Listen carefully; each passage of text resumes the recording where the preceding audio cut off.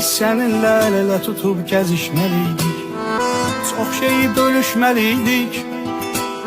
O son görüş yerinə gəlib görüşməliydik, gələ bilmədim bağışla. O son görüş yerinə gəlib görüşməliydik, gələ bilmədim bağışla.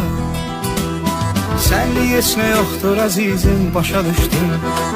Görünür ki mən dəyişdim.